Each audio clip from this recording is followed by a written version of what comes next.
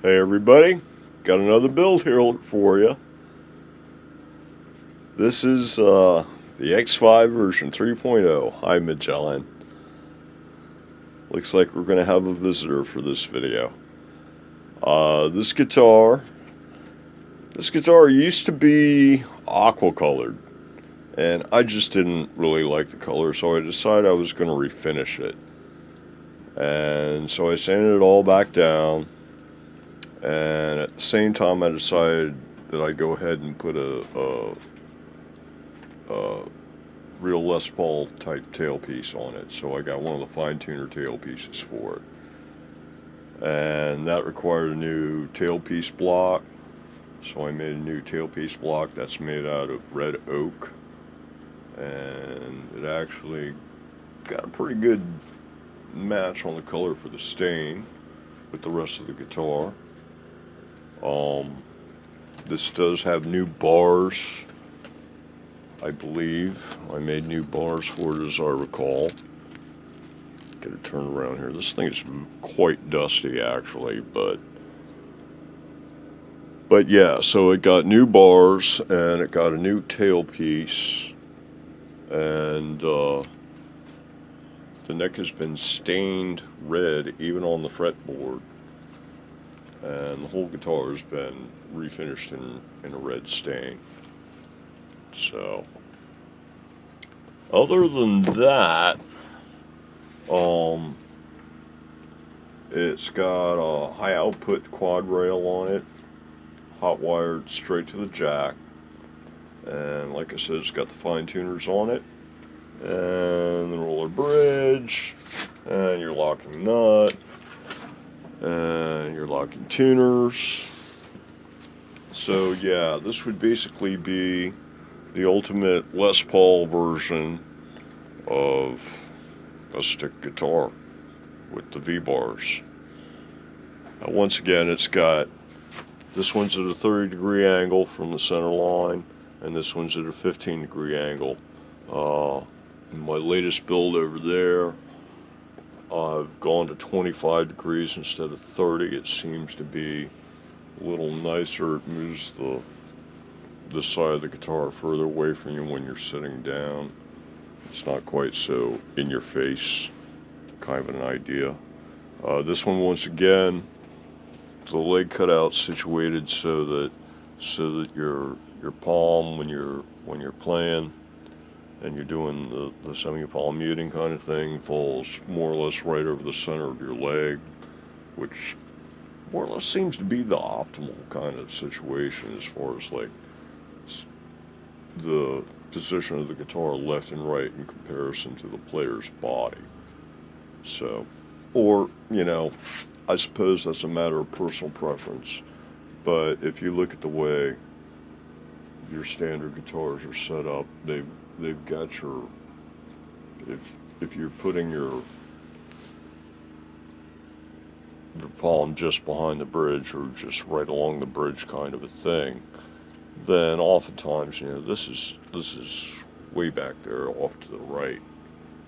So, but anyway, yeah, so that's X-5 version 3.0, and yeah, this could use some oil on the fretboard, but I did get nice results dyeing the rosewood, so it's something you might want to consider. It does, once it's oiled up, man, it looks really pretty.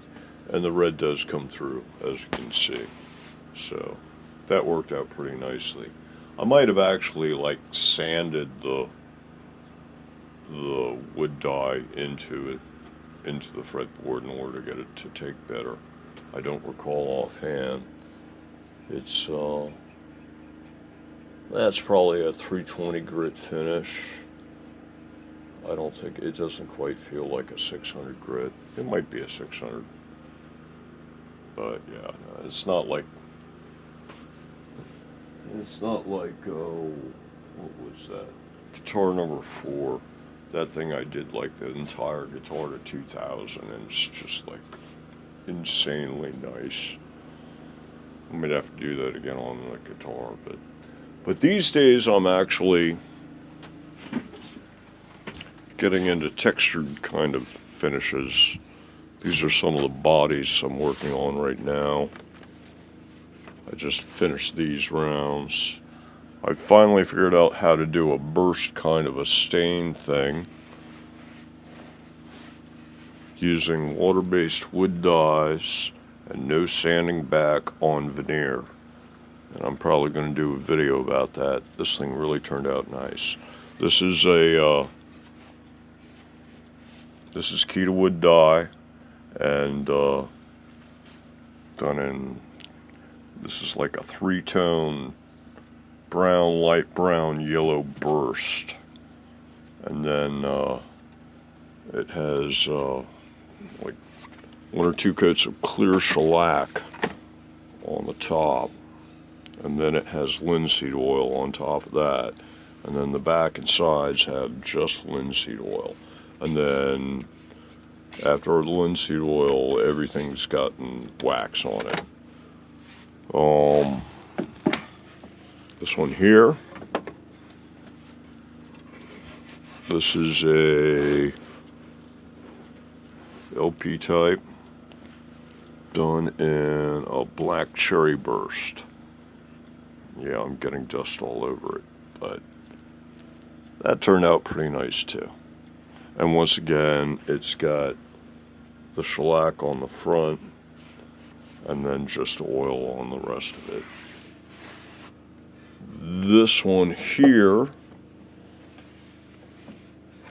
is natural with just linseed oil. And this is just insanely beautiful, this guitar. This is a Beck's gear. This is these guys, Beck's gear. This is a 7-string pearl. It's a veneer. But yeah, this thing is just wow, nice.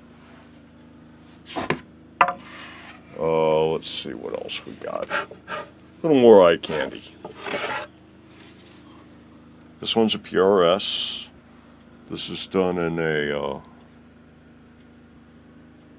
actually this one might be the black cherry burst.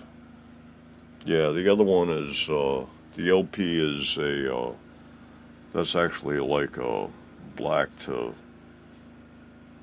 red burst in like 5 different colors or something. Black and purple and stuff like that, burgundy. But yeah, this is the black cherry burst here. And that one turned out pretty nice as well. And once again, it's got the shellac on the front and the oil on the rest. And this one here,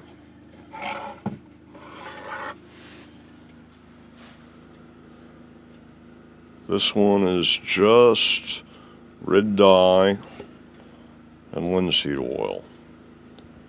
And this actually was one of those 2-tone blue, sky blue burst Indio Classics, which looks like it's a 3-tone or a fade type burst in the photos on Amazon and eBay.